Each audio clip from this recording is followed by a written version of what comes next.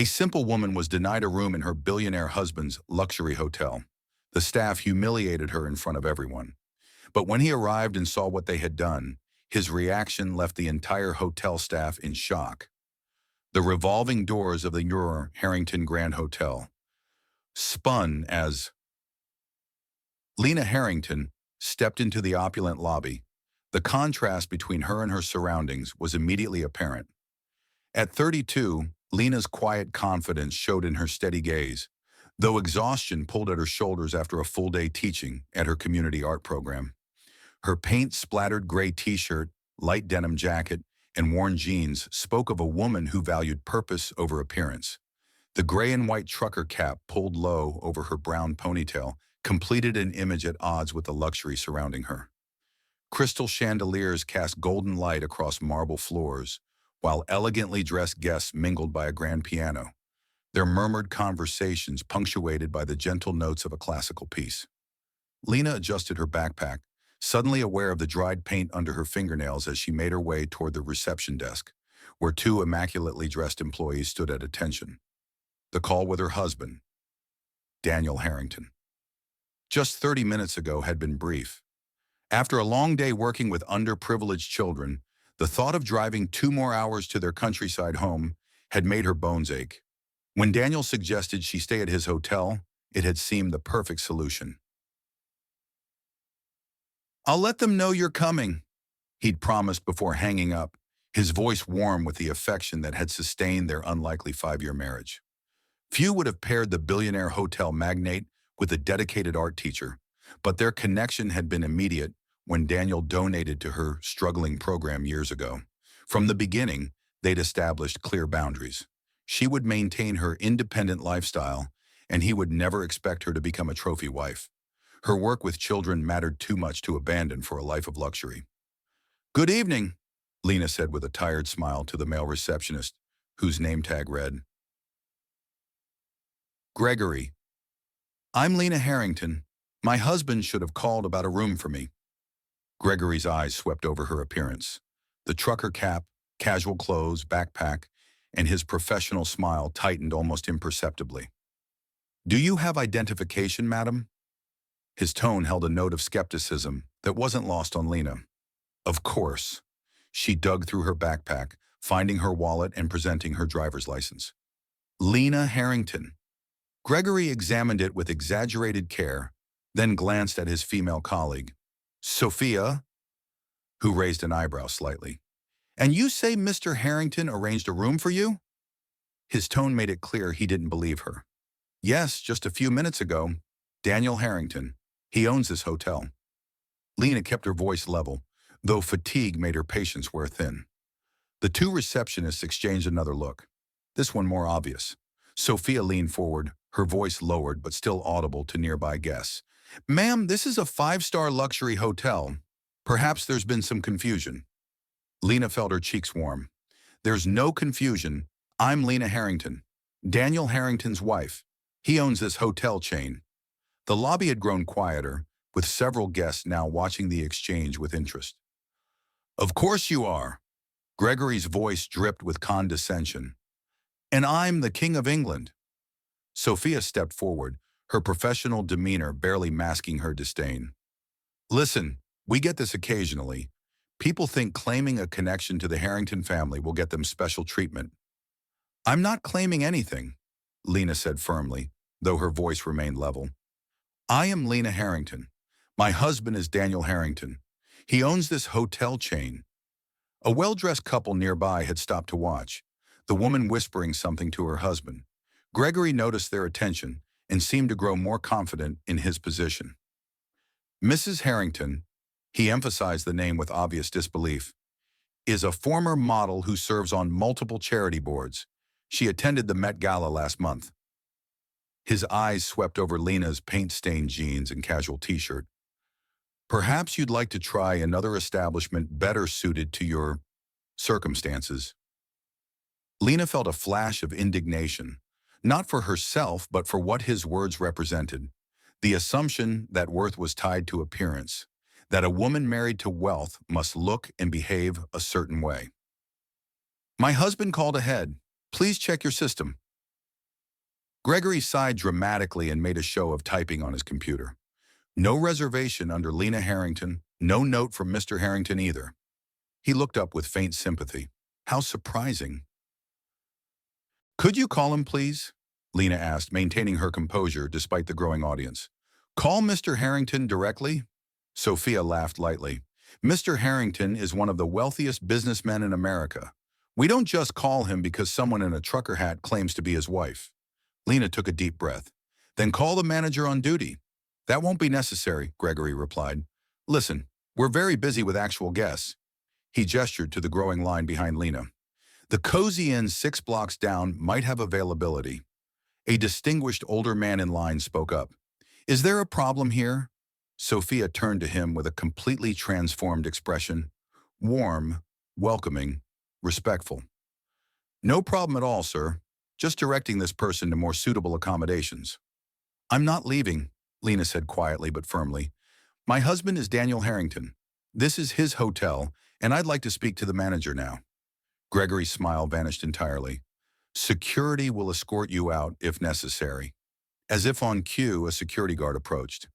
Everything all right here? This woman is refusing to leave, Gregory explained. She's claiming to be Mrs. Harrington and causing a disturbance. The security guard, a middle-aged man named Victor, according to his badge, turned to Lena. Ma'am, I'll have to ask you to come with me. Several guests were now openly watching, some with phones raised. Lena felt a rush of embarrassment wash over her, but stood her ground. This wasn't just about her anymore. It was about every person who'd ever been judged by their appearance, rather than their character. I am not causing a disturbance, she said clearly. I am trying to check into my husband's hotel after a long day of work. Victor looked uncomfortable but maintained his professional stance. Please don't make this difficult, ma'am. I want to speak to your general manager. Lena's voice remained calm but firm. Gregory smirked. Richard is at a conference in New York. I'm the most senior staff member on duty. Then call Richard, or better yet, call Daniel Harrington directly. I guarantee he'll be interested to hear how you're treating his wife. An elegant woman in designer clothes who had been watching the exchange approached Gregory. Perhaps you should check again. This seems like a misunderstanding that could become awkward. Gregory straightened his tie. Mrs. Kensington, I assure you, we know the Harrington family well. This woman is not Lena Harrington. Mrs. Kensington looked at Lena with a mixture of pity and embarrassment. Of course. I just thought, it's fine, Lena interrupted. I appreciate your concern. She turned back to Gregory. I'm going to sit in the lobby and wait for my husband. He'll be here soon. I've been more than patient, Gregory said, his tone hardening. Victor, please escort this person out. Now. The security guard stepped forward reluctantly. Ma'am, please don't make me remove you physically. Lena felt all eyes on her.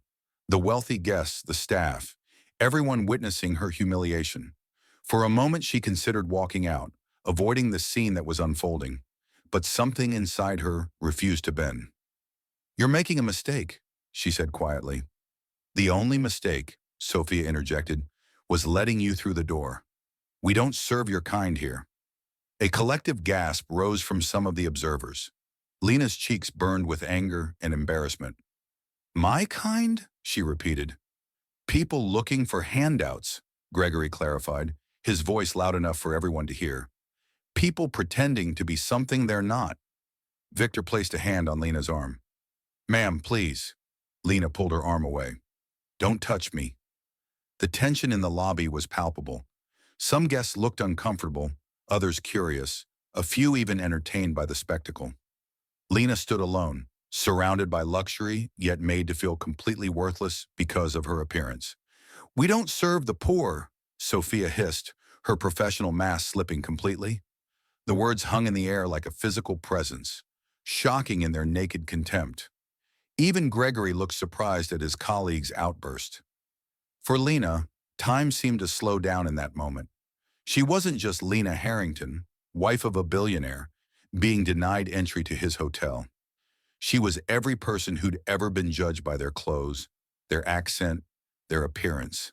Every child in her art program who'd been told they didn't belong. Every dreamer dismissed before being given a chance. Victor's grip tightened on her arm. Ma'am, I need you to leave now.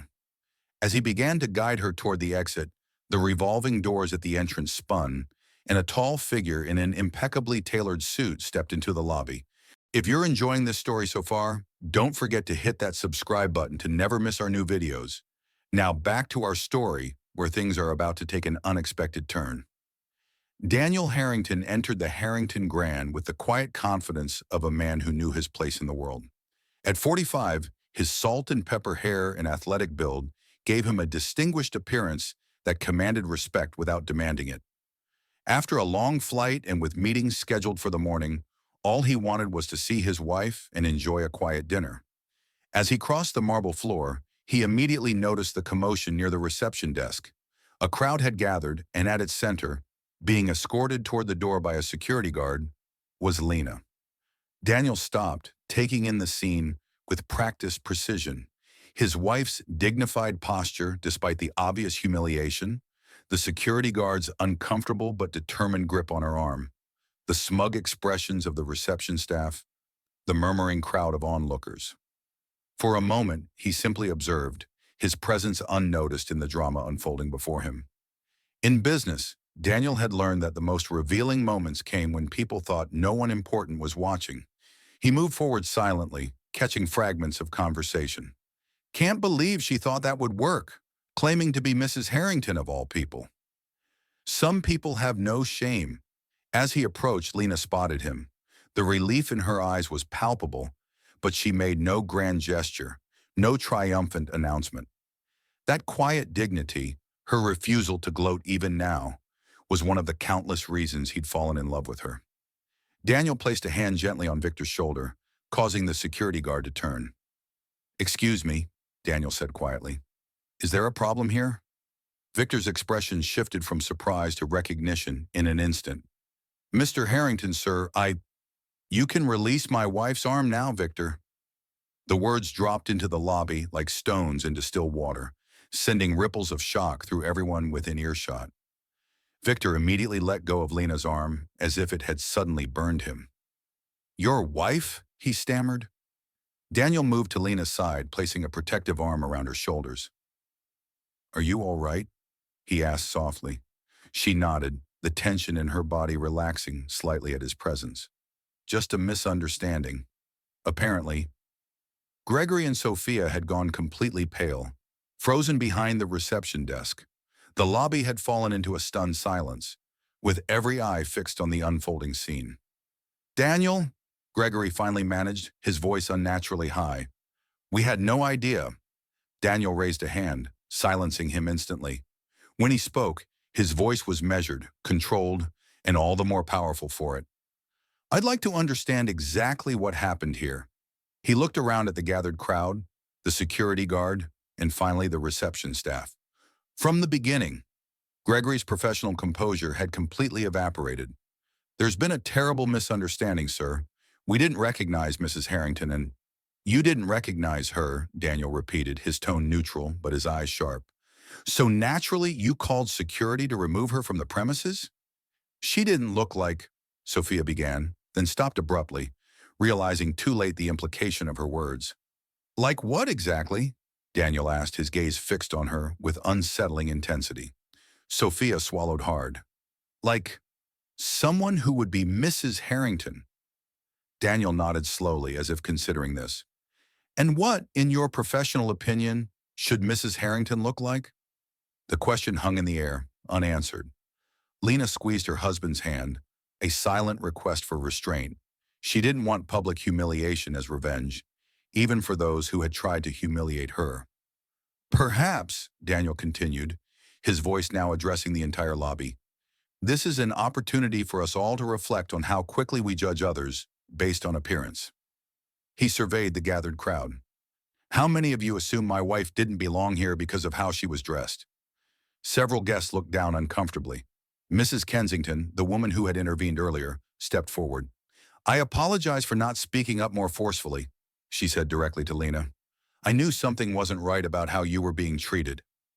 Lena smiled genuinely. "Thank you for trying." Daniel turned back to the reception staff. "Gregory, Sophia, my office. Now." He glanced at Victor. You too. As they moved toward the elevator, Daniel paused and turned back to address the lobby once more. The Harrington Grand was founded on a principle of exceptional service for all our guests, not just those who fit a certain profile. I'm deeply disappointed that principle was forgotten today. With that, he guided Lena toward the private elevator, leaving a lobby full of chastised guests and staff behind them. 3 months later, Lena stood in the main lobby of the Harrington Grand, watching as Gregory welcomed an elderly woman dressed in a simple house dress and worn sweater. The transformation in his demeanor wasn't just professional, it was genuine. He escorted her to the elevator with the same respect he would show a visiting dignitary. Quite a change, finding, Daniel remarked, appearing at Lena's side. Lena nodded, satisfaction evident in her expression. The numbers reflect it too. Guest satisfaction is up 23% across all properties. What had begun as a response to one incident had evolved into a company-wide revolution. The Dignity for All initiative had been implemented across every Harrington hotel, with Gregory, surprisingly, becoming its most passionate advocate. Gregory's leading another training session today, Daniel said. He's requested to take the program to our international properties next month. Lena smiled. Sometimes people just need the opportunity to be better than they are. Across the lobby, Sophia emerged from the back office, accompanying a young man in a wheelchair. The change in her was perhaps the most remarkable. After her time at Lena's art program, she had requested permanent reassignment to community relations, where she now coordinated a program that provided hotel internships to disadvantaged youth. Mrs. Harrington, Sophia waved, guiding the young man toward them. This is Marcus. He's starting in the culinary program today. Lena greeted the nervous-looking teenager warmly. Marcus was one of my art students last year, she explained to Daniel. He has an incredible eye for detail. The executive chef is excited to have you, Daniel told the young man, shaking his hand.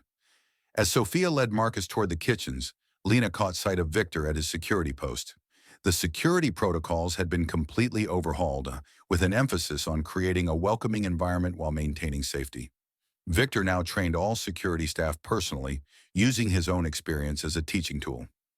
Your mistake has turned into something pretty remarkable, Lena observed, linking her arm through her husband's as they walked through the lobby. Daniel chuckled. My mistake? Marrying an art teacher who wears trucker caps to five-star hotels? He pulled her closer. Best mistake I ever made. They paused at the entrance where a new plaque had been installed. It read, At Harrington Luxury Properties, we believe true luxury is treating every person with dignity and respect. We judge not by appearance, but by recognizing the inherent worth in each individual. Below was a quote that Lena had suggested from her favorite poet, We are more alike, my friends, than we are unalike. As they stood admiring it, Mrs. Kensington, the woman who had tried to intervene during Lena's humiliation, approached them. Mrs. Harrington, I've been meaning to thank you, she said. Lena looked surprised. Thank me? For what? For changing this place. I've stayed at luxury hotels all my life, but this is the first time I've seen one with a soul. She glanced around the lobby. My granddaughter now volunteers at your art program, you know. She says it's changed her life. After Mrs. Kensington moved on, Lena and Daniel continued toward the exit. Outside, the afternoon sun illuminated the city streets where people of all backgrounds moved about their day, each with their own story, their own dignity. You know what the best part is? Lena mused. What's that? This isn't just about one hotel or one incident anymore. Every person who experiences this change takes it with them. Gregory, Sophia, and Victor will never see people the same way again. Neither will the guests who witness the difference. Daniel nodded thoughtfully, one small ripple becoming a wave. As they walked away from the hotel, Lena still in her casual clothes and trusty trucker cap, they passed a street artist painting portraits on the sidewalk. Lena stopped to admire his work, engaging him in a conversation about technique and inspiration. The artist, initially surprised by her knowledge, soon relaxed into an animated discussion. Daniel watched with quiet pride. This was the woman he had fallen in love with, someone who could move effortlessly between worlds because she saw the humanity in everyone. Later that evening, as they drove back to their countryside home, Lena gazed out the window at the passing city lights. Something on your mind? Daniel asked. I was just thinking about what happened 3 months ago, she replied. How something painful turned into something beautiful. That's your gift, Daniel said simply. Finding beauty where others see only problems. Lena turned to her husband with a smile. Number, that's our gift now. And think of all the people who will never know they were judged by their appearance because of what we've started. As they left the city limits, heading toward the quiet sanctuary of their home, both knew that true change wasn't measured in corporate policies or training programs, though those were important. It was measured in moments of human connection, in dignity recognized and respect freely given. And sometimes those moments began with something as simple as a woman in a trucker cap walking into a luxury hotel, refusing to be defined by appearances alone. The end. Stories like Lena's remind us that real change often begins with a single moment of standing up for dignity and respect. Has something similar ever happened to you, where you were judged by your appearance rather than your character? Share your experiences in the comments below. Your story might inspire others facing similar challenges. If you enjoyed this video, don't forget to hit that subscribe button and notification bell so you never miss an inspiring story we share. We post new videos every week that will touch your heart and perhaps change your perspective. From everyone here at our channel, remember, true worth isn't determined by how you look, but by how you treat others. See you in our next video.